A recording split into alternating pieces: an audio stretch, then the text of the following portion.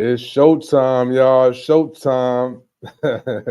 What's going on, y'all? This is your boy Cal Griffin, man. We back with another edition of Legends Talk, man. Tonight we got a goodie for y'all, man. If you was really tapped into the New York City basketball scene, then this man, you know what I'm saying, he needs no introduction, man. Stevenson High School legend.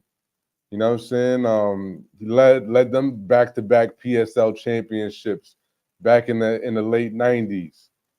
Forced the projects, King Towers. You know what I'm saying? If you was really tapped in, you know what that's about, man. The Kingdom, EBC. You know what I'm saying? Pro-ams throughout the city. St. John's. Legendary status here, man. We talking about the one and only Dave Cain, y'all. I appreciate y'all for tapping in. But right now, we're going to get right into it, man. You know what I'm saying? We got my guy, Dave Cain, y'all. So tune in, go get your drinks, go get your popcorn, whatever you going to need, man, to get through it. We got a goodie, y'all. Tap in.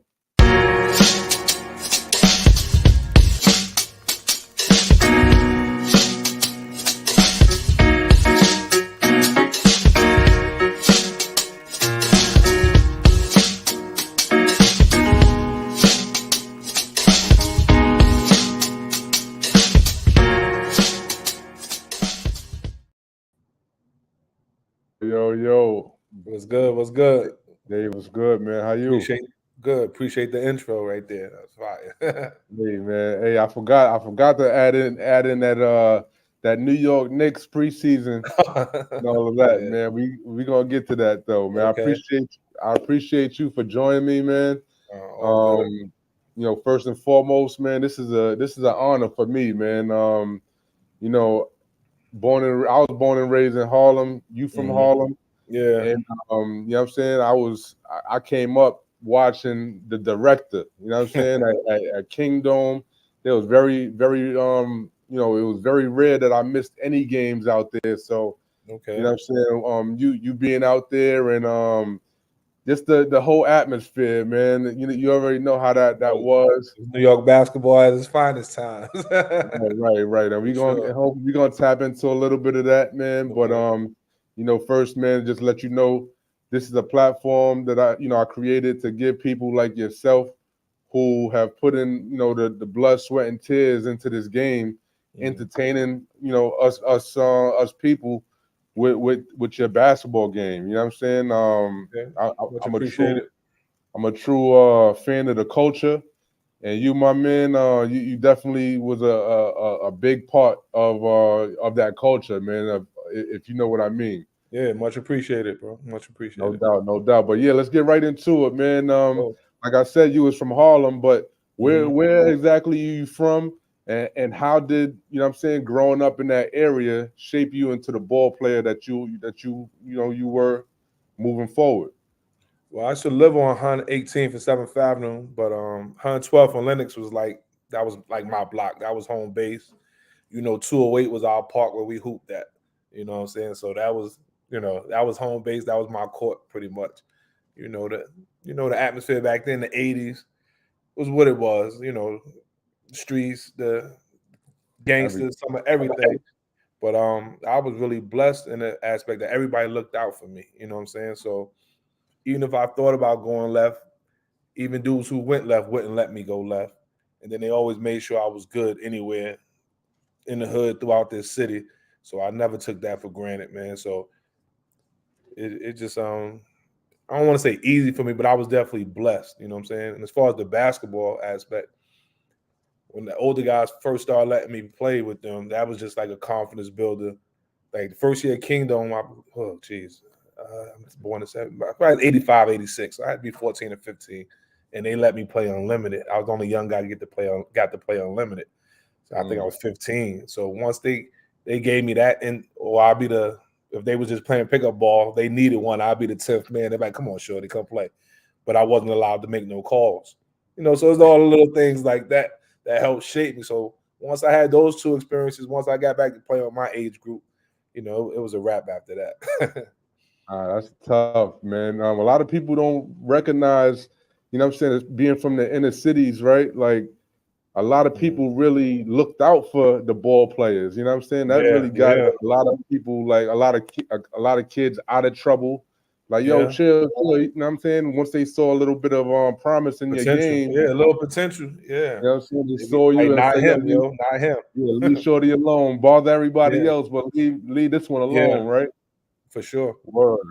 But so like, you know what I'm saying, being a fan of yours, you know what I'm saying, throughout the years, it Mhm, looked like you know what I'm saying, even throughout your collegiate career, you chose a number 11. mhm. Can I ask you what inspired you to wear that number? I think at first, probably when he was young, Isaiah Thomas, probably Zeke was that guy with 11 from us growing up. Those him and Magic was the two premier point guards. So I always liked 11 better than 32. So I think Zeke's Right, right. probably the first one that gave me that. Like I want to wear 11. Is that somebody that you kind of like, you know what I'm saying, try to emulate on the court, or is there somebody else that you really try to take their moves and try to, emulate in terms of, their style of play? Well, funny story, real quick, right? So, like, so my high school coach, Mr. Post, great coach Stevenson, right? So one day he comes to me, he say, "Yo, um, I don't know, Mike. It was a Jordan game, whatever." So he said, "You watched the game last night?" I said, "Yeah." I said, "Yo, Michael Jordan was playing, and they was playing Utah, whatever it was, they was playing Utah, right?" So I said, "Yeah." So he said, "What was you watching?" I said, "I was watching Mike." So he tells me, "Well, why would you ever watch him? You don't have no chance of being him. Why you not watching Stockton?" You know what I'm saying? And he was just real and unfiltered like that. Was like, bro, you ain't never gonna be Michael Jordan, but you need to be watching John Stockton or certain players that you might can learn something from or you might can emulate compared to watching guys as a fan, but you ain't never gonna be able to do what they do. So Right. I became a John Stockton fan at that point, you know what I'm saying? And I just Hey, he studied the did. He point did guards. pretty I good. wasn't He really too did. much Zeke because Zeke was a great passer, but Zeke was a bucket getter. You know what I'm saying? Yeah, At yeah, yeah. that stage, when I was starting out, I wasn't like as I got older, I was able to have games if we needed it, but not consistently bucket getting like that. So Zeke was just different because he was a bucket getter and he can get you 10 dimes at the same time. So I Right, right, became more of a Stockton fan, maybe that 16 and 10 guy compared to that 25 and 7 guy. right. So, like, just curious, because a lot of point guards, well, a lot of players growing up, they love to score the basketball, right? Mm-hmm. And even now, like people kind of like they call somebody that's actually scoring the basketball successful as Mm-hmm. opposed to like somebody that's going out to get the 10 dimes, right? Yeah. Or 15 dimes or whatever. Mm-hmm. Like how did you like build that early on in terms of like, yo, I want to assist the ball. This is what I'm gonna, pride my game in. And how did you develop that? I think for me it came naturally because I was kind of a late bloomer. I really didn't get. I started playing like in midgets. Midgets, which people don't know, is pretty much 14 and under, and I was okay. I wasn't like extra good like some of my contemporaries who was nice at biddies and midgets who was getting 20, 30 already at that age. So for me, it wasn't really an option because I couldn't get buckets like that. You know what I'm saying? But I was always able to play defense. I was pretty good at defense, and I was able to pass. Somewhat at that point. So the scoring was like probably the third thing I did best at that time. So it wasn't really an option for me to get buckets. But then as I started getting better, being able to score, I started playing with the Gauchos. And so it really wasn't no need for that because we always had a team that was so deep and stacked that, it wasn't going to be a chance to go get 20 anyway, not consistently for the most part. So the things that I did well end up even playing out better for me because, all right, I'm playing with Jamal Mashburn and God bless Dave Edwards and Ronnie Arnold and just ultra talent. So what now my strengths, defense, passing, all that's as a bonus now I'm playing with that. And then once I could score here and there on that team if needed, but that was never really the criteria that I needed. So me being a pass first point guard actually played out better for me and everybody else that I played with at that point. Nah, that's a fact, man. Can you hear me all right? I hear you. Yep. All right. So, you know what I'm saying? So there was so many. You talked about your contemporaries, man. There was so many players that came out of that area, man. You know what I'm Mhm. saying? Where you from? You know, guys like Jim Ice, guys like, you know what I'm saying, Red Autry, Yeah. Chanel Scott, Hmm. who also went to St. John's. Like, how Yep. competitive, man, growing up was it? And you know what I'm saying? Like, are these the guys that you kind of looked up to, or were they like, you know what I'm saying? Like, were they kind of like, did you look up to anybody, or did you just look up to NBA guys? Nah, it's crazy. This I know you know your history, right? Because most people don't know Jim Ice because it's not because if you during that time you probably have more better players who probably didn't make it to school who did to keep it a buck through that through that 70s, 80s era, you know, whether it was the streets, whether it was school, for whatever reason. So the talent who didn't go college was just as, if not greater than the talent that went. So Jim Ice, that's like my big bro. That's 12th Street, you know that. So, but Well, Ice is 15, I mean 55 years older than me. So when I was saying I was first allowed to play with the older cats, that was their group. You know what I'm saying? So when I started playing with them and taking my lumps with them and all that, and then when I finally started being able to hold my own somewhat, it just gave me a certain confidence. Like, I'm 15, these my dudes that's 20. And I'm playing. Like, I'm not just on the court as the 10th man no more. I'm like, I'm playing. So that just gave me a confidence to just like everywhere I go. And it was just other guys. Him, my other man, Ronnie Ice, he's a little older. Mal Garvin is from our neighborhood. I mean, Mike Hooger's my backup partner, Stevenson, right from Foster. You know, obviously you said Red, right from Foster. I mean, right. Tim Sweet. Like, it was a lot of guys who, I mean, the neighborhood, no, and maybe even New York City. I mean, I'm sure this audience probably goes a little further than that. But there was so many, and I'm sure this goes for every hood. There was so many guys that was awesome that just didn't go the same route as me per se. But man, you talking about guys who can play, man, and that's just in the neighborhood. You know, we stretched that out through New York City. How crazy, you know, you can have a. It's funny when they did the documentary with the point guard. They was like, man, you could do a whole nother 5 shows with guys who didn't make it to the league. You know, so the Right. talent pool was so deep in the tournaments. Plus, you got to remember back then, pickup ball was crazy. Like, we used to Yeah. play outside 3-4 hours a day. You know what I'm saying? Game 40 by twos, point up, point game. You know, and all that. So you know, the competition was always, which was great. And I think that's what I think this generation, like I said, I got 2 sons that play. And I think this generation, they just missed that. Like, they grow up under the whistle. That's Yeah. the difference.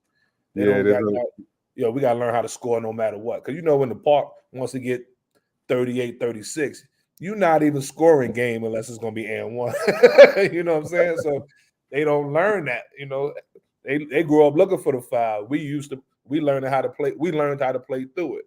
And like I said, when Nah, I first started playing, they didn't even let me call foul on the pickup game. So I didn't even know what a foul was for a few years, you know, because I was just so used to playing through it. you might get in a fight. You might get in a fight at the, you know, Yeah, at yeah. point That game up. 38, 36. Or somebody might throw the ball over the fence. Somebody Yeah, might yeah, yeah. start fighting. You know, matter of fact, game over. Nobody got next. You know, it Right, was great, right. but that's how competitive. Because you know, if you lose, you were sitting an hour, 2 hours.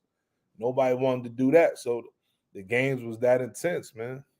I, re- I remember just hanging out with some of my fellas around Mhm. midnight or something, and somebody just start talking trash, and you Yeah, got your shorts on already. Like, bro. so We what's used to we up? used to play. We used to play 21 at night in the dark.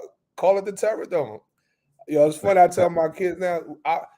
Our summer schedule. You know, used to have the center right there, 208 in the summertime. You know, Yeah, we used to go there from 9 to 12, play ball, get our free lunch and all that. We'd go right. swimming from like 1 to 3, 1 to 4 in Central Park. Come back and play ball from 5 to 9, and then chill. And like you said, we'd be playing the block, and somebody would start, and then we'd start playing 21 like at midnight, something like that. So Right, our right, schedule was crazy, but that's how much we loved it like that, though. right. Go travel, go for Yeah. miles and miles, come back to the Bro, we used to block. take 5 to Central Park. We used to travel around. Take 5 to Central Park, 5 to Mount Morris, go uptown. Like basketball was just what it was. That was our day. Like, where we hooping at the day. Like, oh, how long we hooping, you know. Just different times, man. Word, and I agree with that, man. And a little like moving forward, like in the city, you know, it was either Gauchos or Riverside at one point. Yeah. Yeah, right? yeah, And that. Yeah. everybody started either, all the all the dudes that can make the team. You know what I'm saying? Mm-hmm. They went to the Gauchos or Riverside. Like we know, Yeah. I know it was Gauchos for you. Mm-hmm. Um, and you was on a very elite team. You know what I'm saying? You Yeah. was you was with you was with guys like Jamal Mashburn, like you just mentioned. Mm-hmm. Kenny Anderson was on that squad. Yeah. There were a few others that were on that squad, but like, what did it mean to you to actually, how did you get introduced to Gauchos, and how did it, what did that mean to you to make that type of squad at a young age? The crazy story with that is Charnel Scott. He took me to the Gauchos. I never forget. He's playing in I'm not sure how old you are, but they had Round Ball used to be in Patterson Projects back in the mid '80s. So I see Charnel. He like, yo, I got a game. Come with me to my game. I'm like, what? He's like, I got a championship game. He said, yo, come on. I said, man, I ain't going to watch no game. He said, no, you can play.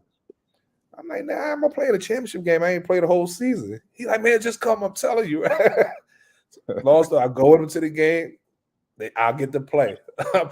I'll play good. Dave Jones, legendary Gauchos coach, was the coach. I Shout played out to good. Dave Jones. Like, yo, come to the Gaucho gym after that. And I went to the Gaucho gym to try, and it was just, I went through trials. I was kind of already down, but I had to go through the trials process. And after that, it was just, that was it. Dave McCullough ended up being my midget, was coaching midget. He took me from Dave Jones' team. Dave's still mad at that to this day. And we just played midgets. Me, Ronnie Arnold, Ant Cade. That was, oh, geez, who else was on that midgets team? And that was my first introduction into the Gauchos. And you know that back then, that was like a pride thing. When you had that jacket or you had that bag, it kind of Yeah, spoke yeah, for yeah. itself. Like you see somebody with that, you'd be like, yo, he nice. He gotta be nice. Like that was just almost like your stamp without you even saying that when you walked in the gym. Like, or you went somewhere, went to school, like, you got the Gaucho bag or Riverside bag, like, oh, you knew it was about something. So that was a mean times. Plus, those were the only two programs traveling at that time. Now you got 1,000 AAU teams, but might have been my first time getting on the plane, and maybe I believe. So it's great, to go off on a little side. Like I hate when AAU get the bad rap that it get a lot of time these days, because I know what it provided for me, and a lot of guys a lot of time took us first time really taking us out the hood like that and showing us little different places around the country and exposing us to restaurants. So I mean, it definitely was a blessing for me. Definitely, man. And you know what I'm saying? A lot of the kids, like you said, there's so many different AAU teams nowadays that Mm-hmm. you know what I'm saying? Like, I don't know whether that's a good thing or a bad thing. You know what I'm saying? Like, I think it's a bad thing when it's time to travel, because it waters the city down. You know what I'm saying? yeah, Like, I don't mind the tournaments within the city that y'all playing against each other, but I think when you start traveling outside the city or the state, you need to true. rep. You need to rep the city. So like, because if I got two awesome kids over there, three over there, one over there, one over there, so I got five okay teams instead of, let's put one mean team together and let's go put in work and let these cats know how New York, how we give it up. But that's the bad part, I think, because now you don't really hear about that type of team. And I'm not on the scene like that, but I don't hear about that type of team in New York carrying the weight like how Riverside and Gauchos carried it back then. Right. It's like bring your all-star team, pretty much, Yeah, like, I you think know what I'm saying? everybody should do that when you repping your city. I go to an AU tournament, my son, there's 7 teams, it's 10 teams from New York. I'm just like, yo, and like I'm like, y'all would have Nah, put the best 10 out of these 10 teams. Y'all be awesome right now.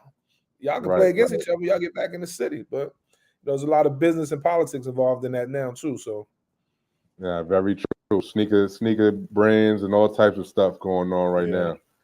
But Hmm. you know what I'm saying? Like talking about the kids, nowadays, like kids reclassify to gain an advantage, you know what I'm saying, like a competitive advantage, you know what I'm saying, in Hmm. terms of the competition. How important was testing your skills by playing up? And you know what I'm saying? Like did you like do you recommend kids nowadays to play up, or how do you feel about kids that play down? Well, I definitely don't like the reclassify thing, and it's funny because I mean I'm totally against that. But like I said, I have my own sons that play, so sometimes you always want to put your kids in the best situation, maybe for them. And my son's not that, and I gave him the option to do it, but not because he was just that better, because he needed a year to fill out physically, whatever the case may be. So for some kids, let me take that back. I'm not totally against it, but as long as it's for the right reason. If you have a kid that might be a younger kid, get ready to graduate, maybe a kid who can use it just extra physicality, I'm with that. That's okay. Um, Even playing up, I don't recommend it for everybody, but I think if that's what level you should be at, because I had some kids when I was coaching, maybe sixth grade, seventh grade, and some kids wanted to play seventh and eighth. And I'm like, bro, you got to kill on seventh before I let you go play eighth. You know what I'm saying? Like, we just not doing it for the sake of doing it. But if you got a kid and you like, all right, he just killing, I want him to play up because you're not. But now the mentality is no, just let him kill, Dave, because that way he'll look good to people who watching. But I'm like, but it's going to catch up to him in the long run because he's not going to get better. And I think that's the dilemma that being on the scene, me coaching is like when you speak to other coaches or other people in that field, they like, do you want to win or do you want to teach? And I'm like, bro, I'm trying to teach. I don't care about winning this medal or these t-shirts y'all gonna give us. I mean, I want to win, but I don't want to win at any cost. That's gonna cost a kid in the long run. So, but that's not everybody's mentality. So that's the balance, the imbalance with it rather. Nah, that's it right there. Like you just said it. You just said it right there, man. If you ain't getting 40, you know what I'm saying, with the what are you moving up for? right. They're just doing it for the look or for the yeah, I guess so. It's just all for the look. The yeah, and social everybody media. got their own agenda, and not to say that's a bad thing. But I just went to my boy Charnel Scott. He's coaching now. He coaches high school, John Jay High School in Brooklyn. So he had a coaching clinic about a month ago. So he was like, D, come through. I want you to come through. So I come through. I speak to a little panel of coaches, and I'm hearing everybody talking. And the one thing I took from all that, I'm telling the coaches, don't coach like you scared to lose these kids. It's like, especially y'all, it was middle school coaches, high school. I'm like, especially y'all middle school coaches, because what y'all do at that level is going to affect how they going to move when they get to high school. And if you coaching them just to win and you scared to lose a player, nah.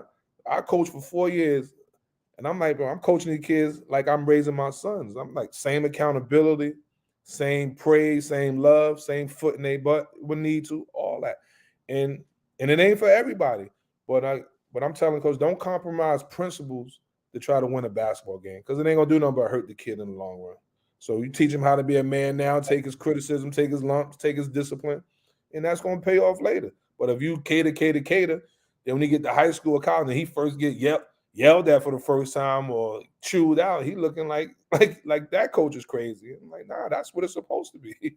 But nobody gave it to him. So I wish more people had that mentality, man. Especially, I'm saying, coaching these kids, man. That's it, man. They I don't try even to blame the live kids. I never blame the kids when I see the kids out of pocket, playing crazy, shooting from 30, being selfish. I don't blame the kids, because the kid's job is to get away with whatever a kid can get away with. That's the kid's job. Your job is to curb it and correct it, and by any means, So seems like they want the medals and them T-shirts, man. You know what I'm saying? Well, these coaches got a lot of agendas too, So Yeah. everybody trying to move to whatever level they're trying to move on, and they doing it by any means. And when you look at the quality of play, like everybody complaining about the quality of play, but nobody want to do nothing to curb what's leading to it, Right. Nah, that's said it right there, man. That's it. Everybody want to talk about the quality of play. Everybody want to say New York is down, you know what I'm saying, but not doing nothing to fix the problem. Exactly. But yeah, man. So moving forward, Dave, like, you know what I'm saying, many ballers have a nickname, right? Like you had a few, you know what I'm saying, but mostly known as the director. You know what I'm saying? Like, how did you get that nickname? And do you recall the first time that they started calling you that? Like, how did that make you feel? I got that playing up in 55th. I believe up in the Rucker. I believe Duke gave me that nickname, and I loved it because it really kind of it really like described exactly how I play. You know, on the point guard role, just orchestrating, making sure everything ran smooth. My understanding of the game, just knowing who needs what, where, when. So that I was like, man, that they couldn't have picked a better one that I felt to describe myself and how I play. So I definitely embraced that one. Did it validate? Did it help validate you as a basketball player in the city? You know, when they say Rucker, you know, you got to get your name by Duke Tango or Al Cash. Yeah, yo, you know what was crazy about that? Right? Me and my boy Red. First time I played in Rucker, me and Red played together, right up there, right? And like you know, Red, all Big East. I'm Big East, St. John, Syracuse, all that. And in the '90s, the Rucker was so big. This is my first time playing after we got out of school. I never played while I was in school, man. So we play up there, and I just skip it over to when we won the championship up there, and the love from the Ruck was more than anything I ever had got at St. John's. You know, I was like, yo, this is crazy. Like, I mean, like I'm saying, I always played Kingdom. You know, that's my neighborhood tournament. And I didn't really do a lot of tournament branching around throughout the city. I always played Pro-Am during the summer while I was in school. So when I went to Ruck, I know Ruck. I know the names. I know people who playing, but I don't really know the urban effect of it. You know what I'm saying? Right, I'm just like, right. I know, and like Jim, you know, cats older than me had played, but I just think, well, for Rucker, it's like an uptown downtown energy. You know what I'm saying? Like, yeah, of course. Rucker's a uptown 40. My cats from 130, 140, 140th. yeah, that's like they. So we like the you know, we like the visitors when we come from downtown with a crew up there. Right. So I wasn't really prepared for that aspect of it. And I'm just like, yo, I mean, appreciate the love is crazy, but I'm like, bro, I just played 4 years of college and and nobody even stressing that. It's like, yo, but you did it up here. I'm like, wow. And I was like, wow, like I didn't know it was to that extent. I can't even front, yo. They love, yo. I remember we played a championship in, I don't even know, 95, 96, 93, whatever. 93, man. We about to 90, get into we that playing too. against Flavor Unit. Yo, we playing Now against we got Flavor hold on. Okay. My bad. we gonna get into that one. We gonna get into that one. But you know what I'm saying? Like, man, that's crazy because I got a special request actually from my guy, Voice of Harlem. You know what I'm saying? Okay, that's the homie. He told me some information, so I gotta ask you about that. But okay, in terms of you taking that turn, you know what I'm saying, from just hooping, you know, on the block, to, you know, getting local attention, on the AAU circuit, to getting now attention from colleges and you know what I'm saying? Like how did that go like? And do you remember getting your first letter from a college? letters, yeah, like I went to high school. I went to Stevenson. So when I went there as a sophomore, I wasn't even thinking on that type of time about college and like the greater aspect of what the basketball can provide. At that time, we just hooping for the love, to be honest with you. I'm just playing. You know, funny story, before I got into Stevenson 2 days before school started. I was actually going to Alfred E. Smith, right? The trade school. That's how much I wasn't even locked in on basketball. My mom's old school, God bless, from the South. She was like, boy, you better go learn you a trade or something, about yada, yada, yada. Right. So I'm like, all right, cool. I ain't tripping. So Dave, my coach Dave from the Gauchos, for some reason, he didn't know where I was going to school. Excuse me. He was like, D, when I said, I'm going to Alfred E. Smith. He like, what? He was like, that's B division. I'm so not even in the mix. I'm like, well, I don't even know what that means. He's like, yo, you don't want to be B division. I'm like, bro, I'm just going to school. Wherever I go, I'm play ball. He's like, nah, man, ain't no basketball school. Yeah. Long story short, he's like, yo, if I get you in Stevenson, would you go? Coming from Harlem, he's like, yo, that's a commute though. You gotta take the train and the bus. I said, all right, well, if you think it's the best thing for me, you know, I'm with it. So I go to Stevenson. And you know, we got like I said, awesome coach, awesome team. And Billy Singleton and Reggie Galt are our two seniors. So, you know, like, so letters is coming through. I'm like, what's these letters? Like, I'm raw to this, right? I'm like, the letters. Right. They're like, yo, the colleges, whatever. Then a couple coaches start coming to practice. And I'm like, so I'm now putting this together, like, oh, this is real. Like, and I'm the first one in my family to graduate college. So so that was Oh. that was major at the time when I got my first letter. I'm like, yo, like I might have the opportunity to go to college, So now it's like, oh, I'm already serious, but now I'm really full throttle now because I'm starting to feel that momentum and that energy. Like, yo, people know, I ain't know about me. You 15, 16, you don't know a coaching PA or coaching Virginia, wherever he's like, yeah, like, you go away for AAU, you just hooping. We kids, you swimming, having fun. You go to the game, we go to eat. That's all you thinking about. You ain't even thinking nobody understands watching you, scouting you. Like it ain't like now. Now that's that's the agenda. Back then it was like, yo, we were just playing ball, and this is just what happened to end up coming with it at the end of the day. So when I started seeing that, and I was already serious about it, but I was like, damn, this is taking on a life of its own. And I'm like, I'm locked in, but now I'm really locked in, and the attention kept growing. I kept getting better. The team was great. We was moving with the Gauchos strong in the summer, and the momentum just kept building and building, man. And it just led me right on to St. John's. Do you know who sent you that? Was it St. John's that gave you that first letter, or somebody else? Nah, that first letter it might have been like Fairleigh Dickinson, maybe. It was a mid major school, whatever. But like we had like 7 D1 players on that team throughout my 3 years. So that's a good thing too, because when the coaches are coming to see them other players that's older than you, they getting to see you too. Right, so it might have been one of them schools that was recruiting one of our seniors, or at least our juniors, and I just might have been one of them days I put some work in, and the letter came, and I was to my happy, like, yo. And then it's crazy that ain't even part of the process no more, right? I just had what they do now? What they do? Send emails?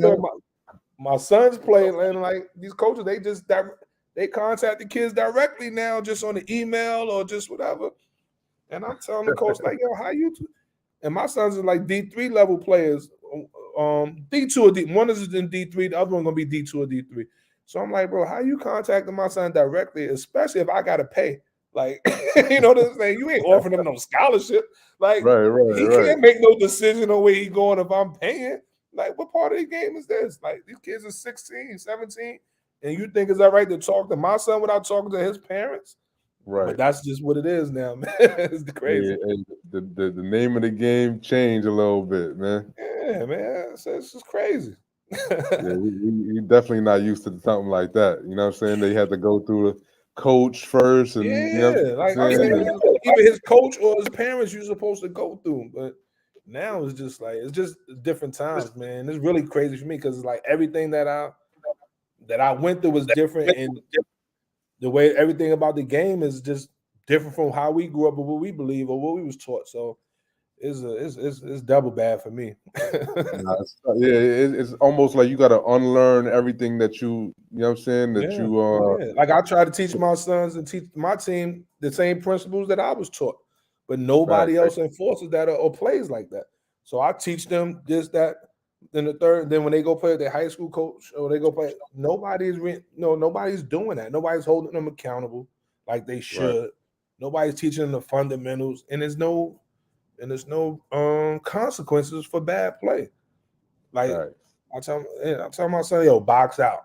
You missed 2 box outs on my team. You coming to sit. Maybe you'll see it better from over here. That's how a kid learns. When I put him back in, you know what he's not going to do? He's not going to miss that box out. But when he had the school team, he miss it. Coach, my bad. Coach, there's no discipline. Like, and I grew up playing under discipline. My high school coach was a disciplinarian. So that's what I know, so. Yeah. And Dave Jones too, man. That dude, man. Yeah, you know how intense Dave was. Dave was almost on some Bobby Knight back then when we was kids. You know what I'm saying? So Dave was intense. Dave McCullough wasn't as intense, but firm. The post was Bobby Knight-ish. You know what I'm saying? So I'm all for the yelling and all that. If I deserve it, I ain't got no problem with it. But that's the problem now. But I had that coming up. So like we were saying earlier, if the kid don't get that on the way up, it's hard to wait till you get to 17, 18 and start yelling at him. Be like, yo, what? You talk to me right like now. that. It helps you develop that thick skin a little bit, like you know what I'm Yeah. saying, and you know, now you had the ability to kind of let things bounce right off of you, like that ain't, you know what I'm saying. Yeah. Look, I already been through the And it trenches. This teaches is you life. self-awareness, man. That's one of my keys now to this day. I'm big on self-awareness, whether it's basketball, whether it's life, whether it's everything is self-awareness. You know what I'm saying? I tell my kids who play, I don't sugarcoat it with them. I guess I got my own son to play. This what level kid you is. This what you do well. This what you don't. Like I'm not sugarcoating that with you to make you think you something you not. We're not gonna play those games. But I think that's in those basketball. Like I felt like when we was younger, those basketball gyms helped you in life, helped shape you as the person you is. And I don't think Facts. that's what's going on right now, though. Agreed, man. Um, kind of just to move forward a little bit, like you know what I'm saying. I like I said earlier, I grew up, you know what I'm saying, watching you and Red Autry in the backcourt at Kingdom, man. You know what I'm saying, and can you tell me a little bit about like you and Red, your relationship? You know what I'm saying, the brotherhood that y'all kind of formed as a result of playing with each other, going to Big East schools. Did y'all, you know what I'm saying, did y'all like consult with each other, like yo, you know what I'm saying, like how did that go while you guys were growing up? It's crazy because me and Red met. We probably was 12 and 11, or maybe 13 and 12. We played at Melbank intramural tournament on Saturday mornings.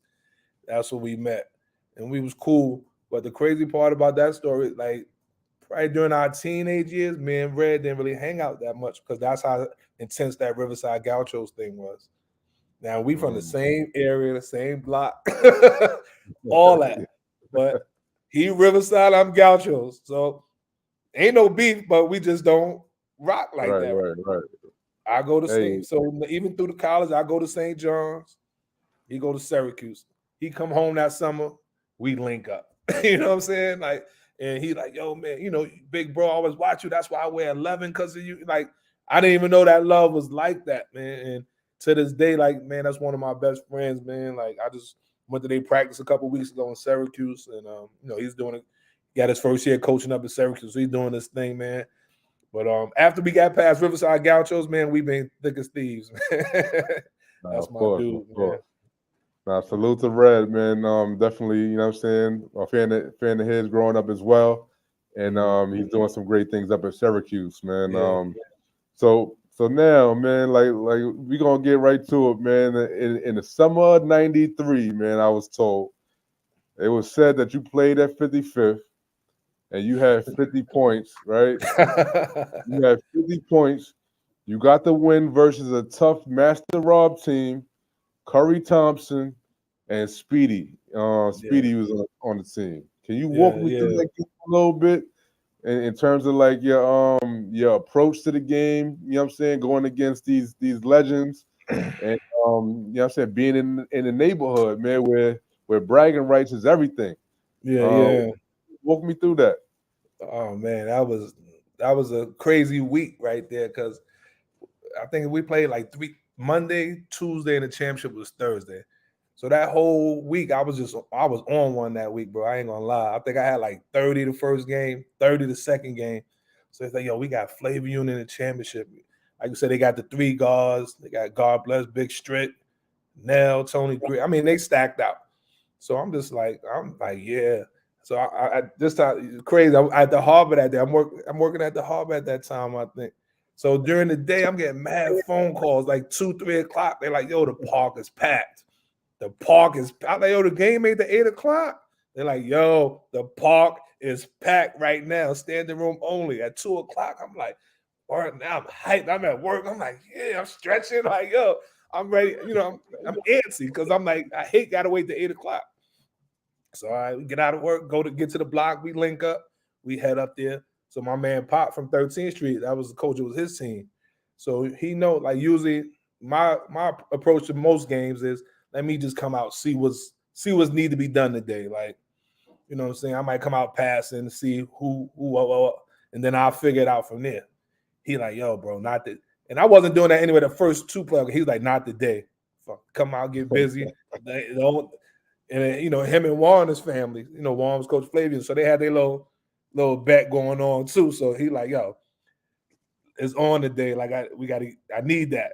Like so, and I'm like, yo, say no more. Like I'm coming to get busy anyway. But and like I said, going against all three of them is the homies right now too. So Goat, Speedy, and Rob. So shout out to them. But like I said, they was already legends up there. Like I told you, I was kind of new to the excuse me, to the 55th scene. So they was like they was almost like Jordan and the Bulls, you know, like they was like the beloved mob out there. Like I said, we was coming from downtown. So we know we like the visitors. Plus, we got a blue collar team. We really ain't got the ah team, whatever, but we coming in blue collar, locking in on defense and all that. So it was kind of like a clash of the different styles, whatever. But we came in and we got busy that day. I was on one that day. Not 50, but probably 40 though. Definitely probably a good 40. Hey, you know, it's been a couple of years, so a couple, you know, point 10, 20, 10, 15 yeah. The story gonna keep going, getting crazy, but I guess that was considered such an upset. We ended up going. They blew the whistle with like 2-3 minutes left in the game. Just like they just called it, and we put the beats on that one. I think we went undefeated that year too. Matter of fact. So yeah, that was major, man. It's like to this day that game. That's why people still talk about that game, or be certain places like, yo, remember me? Y'all played the Three Amigos, so y'all played against 55th against Flavor Unit, and so that was one of the ones that go down as an all timer, man, for sure. Hey, in a couple of years, man, they're gonna be like, yo, Dave Cain has 75 out there. The story keep changing, man, but it was definitely epic though. That's for sure. I mean, we played through the season and all that, but that energy that day, I ain't gonna lie. Like I know it became that after time when the record labels and NBA dudes started coming, but for that day right there though, out of all my basketball, that's up there with that. Like when they called me at 2:00 and said the park was packed, I was bugging. Like, yo, bro, the game ain't for 6 hours. Now I'm going to get my seat is packed. I'm like, damn, okay. So you can't not but be hyped for that one. Like, and we went up there and handled our business and brought that chip back down to the block, yo. I can't even imagine being at work, man, and having all that time to go. And be like, man, the park is packed. I got to get my seat. Like, yo, I got like 4 hours to go. Easy. I'm ready to go. I'm start stretching, and like I'll start stretching right there. Like, yo, I'm ready to go, man. Let's get to it. But that was a good night right there, though. So salute to the great one, man, Master Rob. No doubt. To Speedy, Big Strick, may you rest in peace. You know what I'm saying? Everybody that was on that team, and you know what I'm saying, that was part of that history right there. Yeah. But so now we're gonna rewind a little bit, man, because you did say you went to when you said you went to Stevenson, then I'm like, yo, you from Harlem, you from 112th Street. And you said Dave just kind of like he just said, "Yo, you going to Stevenson, man? This is it." Like you know what I'm saying? Like, all right, so like you did so much at that school where you went back to back PSL championships. You know what I'm saying? You was first team All City. You know what I'm saying? Junior and senior year. Did any of those accolades and you know what I'm saying, being in the paper and all of that, did any of that mean anything to you, or you were just one of those guys that wanted to hoop and that was it? You know what I'm saying? And those things really ain't mean much. Nah, it meant a lot. It meant a lot in the aspect of how it made people around me. Like my mom wasn't really into basketball at all. Right. My mom, the first game she ever came to was my last game of high school, because me and her, we conflicted because I'm like, I'm going to Stevenson. This time, my mom's Jehovah's Witness, so I grew up under Jehovah's Witness, right? So I'm going to Kingdom Hall Tuesday, Wednesday, Sunday. So now when I go to Stevenson, I'm trying to explain to her, Mom, I can't make it back downtown in time to go to Kingdom Hall, right? So I'm like, I can't do both. So, so she tight at me, so she ain't even feeling the basketball thing at all, right? So, but she go to work and everybody at work like, yo, is this your son in the paper? Like, your son is in the paper like every couple of days. And she like, what are you talking about? She don't know nothing about nothing. She like, They That's like, fire. so they showing her. She, and then when I was getting ready to go to St. John's, because I signed early my senior year. So now she like, oh, college. She not even she still ain't equate the basketball with the college yet. She just think, oh, you just doing this recreation stupid stuff and you just doing whatever. So I'm like, nah, this is what it is. So then it started. It was a good thing for her. It made her feel special at work. You know what I'm saying? And it was big for us too, just as kids seeing ourselves in the newspaper. Or if you had a good game, you make sure you get the newspaper the next day, see what article was written, or just it wasn't so much stats, but just, if you got double figures, you got mentioned in the article in the paper the next day. So it definitely meant something. I definitely can't say it didn't mean nothing, but it was good overall for my family and everybody that loved me. It was a good look. See, I always, you know what I'm saying, that time period where everybody, checking the paper, you know what I'm saying, going right to the back of the paper to see, you know what I'm saying, who made the paper, you know what I'm saying? That was big. There was no social media. Especially So if it was a big game and the paper was there, you might have a picture in the paper or a headline. So it was major because that was the only form of communication. I'll take a box score, man. You know what I'm saying? Like, yeah. But that was big. That was big time. That's what I with my platform, I really try to bring that essence back a little bit, like giving people, I write, so I write articles and stuff like that, along with these interviews and stuff like that. So I want to give people that feeling back. You know what I'm saying? Like, somebody made an article about me. Yo, that's tough. Like, you know what I mean? We didn't have this type of platform back then. Everything was through that forum, you know what I'm saying, through the writing. So that was major back then. I still have scrapbooks now from my high school stuff, man. High school articles. Now you said you signed early. You signed early to St. John's your senior year. Once they, you know what I'm saying, once they kind of got interest in you, was just a wrap, or did you explore any other options in your mind at least, or what other schools were recruiting you at the time? Well, it's funny how this story works, but my last five was my final five was like Syracuse, St. John's, Seton Hall, Maryland, and DePaul. That was my last five. But I was leaning. I wanted St. John's because I had a daughter young, so my daughter was in the city. So I wanted St. John's automatic. But the funny thing is, this just how it is. Kenny Anderson. I'm in the same year as Kenny Anderson and Bob Hurley, right? So nobody couldn't do nothing to Kenny decide what he was going to do. And schools was just keeping it 100. Yo, if we got a chance to sign Kenny, ain't nothing else happening until we see what happened with that. I mean, straight talking. I respected that because Kenny was like that. So St. John's was like on Kenny list as one of his schools. And then Bob Hurley was second. I was like the third point guard in the country at that time behind them two. So St. John's was kind of on both of their lists. So I had to kind of sit back and then just play it out like a domino effect. So really, I couldn't do nothing to Kenny. He did Georgia Tech. So I'm like, all right, let me wait to see what Bob do. Bob went to Duke. Boom, that opened up the St. John's lane for me. Boom, I went to St. John's, and my man Mike Edwards out of Philly went to Syracuse, and it was just a domino effect. But it was funny back then because people were taking that personal, like, man, Kenny, and it's funny, like all the guards we had a lot of guards, but everybody thought Kenny got too much of everything, right? Or he wasn't whatever. God bless. Me and Dave Evans used to argue all the time. Man, Kenny ain't better than us. I say, yo, man, that dude is different, man. They used to hate when I say that, but like I said, I'm big on self-awareness. Kenny was better than us, man. So it had to be that way.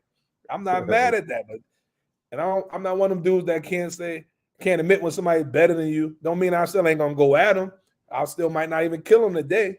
But overall, that dude is different, man. You got to give that up to him. And, ball players is funny. They're like, nah, I ain't never saying he better than Right. You ain't got to say it about it. Don't change it. That dude was different, man.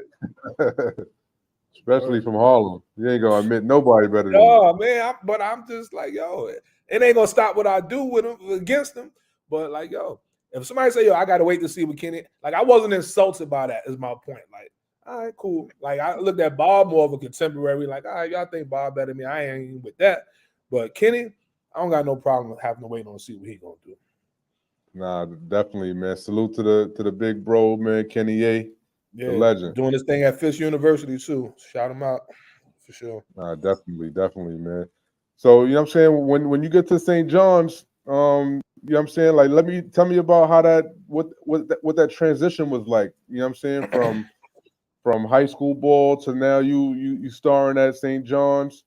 What were some of the things that you kind of went through, man? Did you go through any tough times early on that did you ever want to Yeah, quit? yeah. Well, I went through tough times pretty much my stretch there, to be honest with you. The first year I didn't really mind because when I signed there, it was 50-50 if Boo Harvey was gonna come back. Shout out to Boo, that's a big bro too. But he ended up Uh, coming back my freshman year. So and Boo killed. So me not playing as much my freshman year, I really didn't have a problem with that because, like I said, I'm self-aware, bro. So it wasn't even nothing to argue about the work Boo was putting in. So when my sophomore year came around, I thought I was supposed to slide right into that spot and start. And when that didn't happen, it was just off from there. And I really thought it was more for political reasons than it was for basketball reasons. That's I believe that to this day. So those my sophomore and junior year was rough years, man, because I wasn't playing consistently. Like I knew what I can do, but I wasn't getting the opportunity.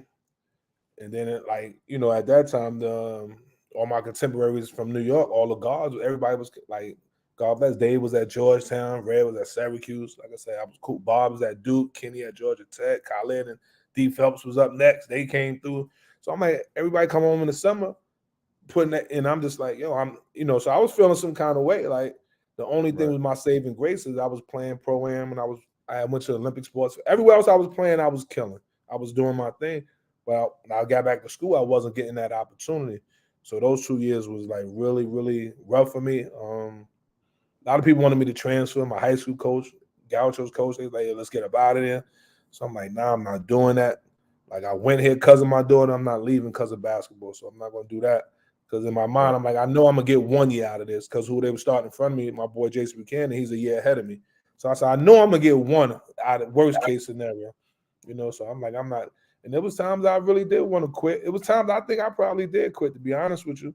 But my mom's like, boy, you messed that scholarship up. We're going to have a problem. So, like, I don't care if they don't never play you. But, but if you better go get that degree, you be like, shh, all right, you got, and I go back or whatever. But it Yeah, was, it you was got it done. definitely frustrating. Yeah, I stuck it through, got it done. But I ain't going to act like it was easy, though. That's for sure. And then when my senior year came, it was just my time. And I just tried to make up for all that in one go. And we ended up Right, and you did, getting it done. man. You actually got you was on the All Big East team that year. Mhm.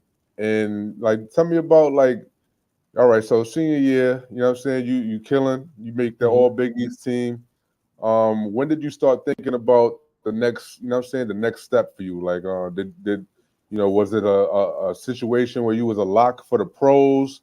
You know what I'm saying, Mhm. in terms of the conversation, or Mhm. were you thinking overseas? Like, what did that thought process look like for you? Well, I think I had the good senior year. I think what really hurt me in that aspect, when you only get 1 year, sometimes people look at it as a fluke. You know what I'm saying? Compared to if I would have had another year to come back to do it. So, but after that, I played in like the USBL, which is like a semi-pro league. Um, so I knew, I guess there's a lot of steps going up through the draft. So I know I wasn't invited to those steps. So I knew I wasn't getting drafted. That I knew. So that wasn't really no shock to me. Um, the overseas thing was an option, but I got invited to Nick camp. So I Mm, go to Nick camp, summer camp, handle my business, do what I need to do there. And long story short, I do well. I get invited back to veterans camp. So like back then, veterans camp probably started October, maybe. I think right. October. But if you went overseas, you used to have to leave in August. So it was like a choice. Like, man, do I take this? I might have been 50,000 at that time, maybe to go overseas, or do you take your chance and try to make it in the NBA? So I chose to go to camp with the Knicks. End up making it to the last cut, and so I went to the CBA for a little bit. That didn't really work out, and I just like it was just politics, bro. It's kind of like the politics I dealt with at St. John's. It was kind of the same thing. And I was just like, nah, I'm good. Like, even when I met with Pat Riley when he cut me, he was just like, bro, this. Even he said, like, this one is really not my call. It's not a basketball call.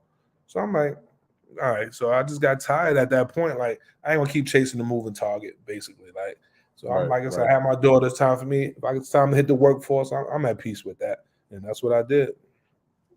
No, that's you know, it's sad when you know what I'm saying, when you put in all of that work, you know what I'm saying, blood, sweat, and tears, literally, Mm-hmm. and it come down to politics, you know what I'm saying, where somebody, you know, and I don't even get that, man, where, you know, they would have somebody playing over somebody else. It could be, you know what I'm saying, they just because they get paid more. You know what I'm saying? Yeah, well, business decision, timing, contract. Like, even when I went to rookie camp, like, you know, rookie camp is 25 guys there. They got to be cut down to 12 in 2 days. So, you know, go through the 2 days, guys is getting busy doing their thing. And Jeff Van Gundy was the assistant coach at the time. And he pulls me to the side and say, yo, Dave, we really just bought you as a favor because you went to St. John's. You tell me straight talk. We really didn't know you was this good. I'm like, wow. So at this time, they had just drafted Greg Anthony the year before. And they had like David Rivers. They used to play at the Notre Dame. So they wanted to take a look at him. So they already had the 2 guards set before camp even started. You know what I'm saying? But he was like, yo, but you can stay. Long story short, David Rivers ended up leaving and I ended up staying. And I got the minutes that he was getting. And that's how it propelled me to get the, get the veterans camp. But even on that, I'm like, wow. You know, like, because I'm still young, 21, 22. I'm kind of naive to the business side of things. I'm like, right. I'm not thinking we at this level of NBA and it's still political or it's still that type of stuff. So, but you learn quickly. But I just refuse to keep chasing it like that. It's almost like going to Gaucho's tryouts or the Riverside tryouts.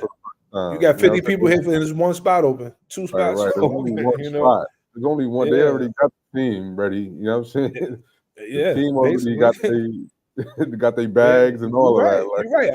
I just happen to be on the flip side of this one. And like, you know what I'm saying? And like I said, I didn't trip about it, but I'm just like, I don't want to keep. Like, if you tell me I ain't good enough, then I'm gonna keep grinding. I'm gonna get back in the lab and I'm gonna get at it. But if you just keep saying, yo, this ain't my call, and they might have kept this dude for certain reasons, like, you're not gonna come out and say it, but they kept, at that time the Knicks kept a 13th man that was for the crowd. I put it politically correct like that. Right, you know what I'm saying? So I'm just like, man, I'm not fighting against that. I went to the CBA for a minute and I got a guy out, and I was in Minnesota too. That's the first time I experienced that cold. I'm like, I stayed out there a month. This guy not playing me. I was like, yo, I'm good. Like, yo, just send me back home, bro. I'd rather go home and just work out. And, so it just never really got the break that would have kept me pushing forward. But I'm like, I got responsibilities in the meantime, so I ain't got time to be sitting around chasing no basketball all day long. No, if I it feel ain't producing. When you got your kid looking up at you or whatever the case may be, and they need to eat right now. They can't. You know what I'm saying? They can't wait for you to figure it out and all of that. They need to eat right now. So you got to make some hard decisions.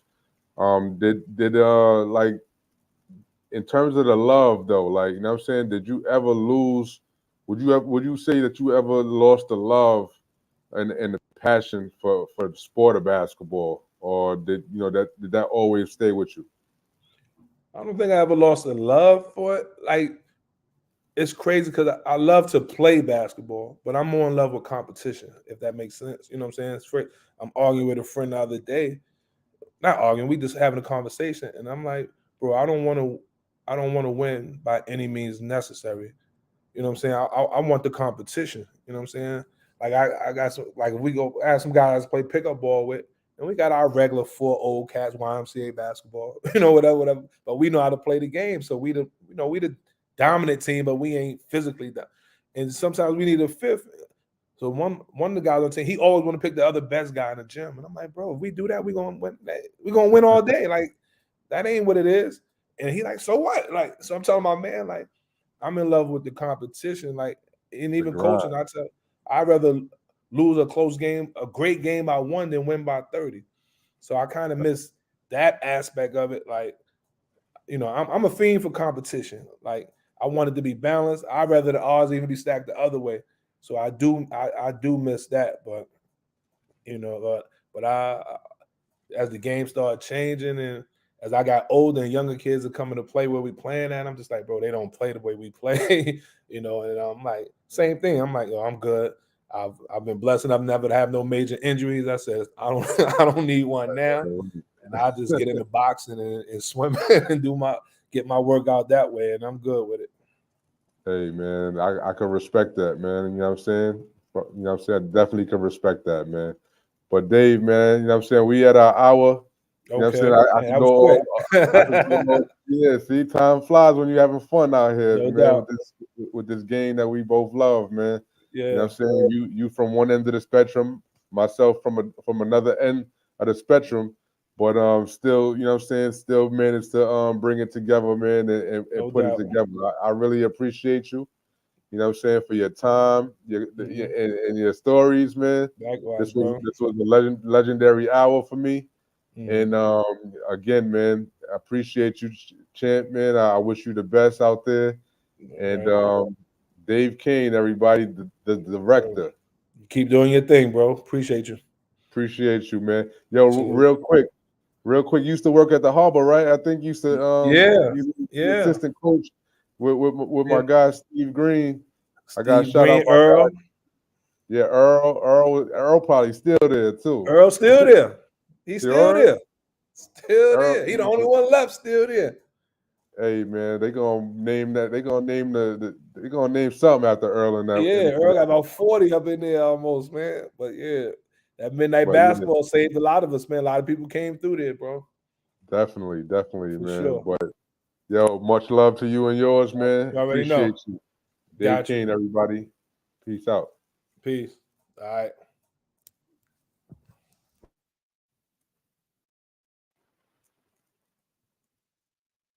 That was Dave Kane, y'all, the director. Dave Kane, man, one of the best. New York City's own. I appreciate everybody out there for tapping in. Caesar, I didn't get a chance to put your comment up here, but yeah, man, appreciate everybody for tapping in, man. We looking forward next week. We got another banger, man. So I know it's Thanksgiving. We're gonna change the date to the day before Thanksgiving. I think that's the 22nd. So mark your calendars. We're gonna have another banger for y'all, man. Appreciate y'all, and I'm out of here, man. Peace out.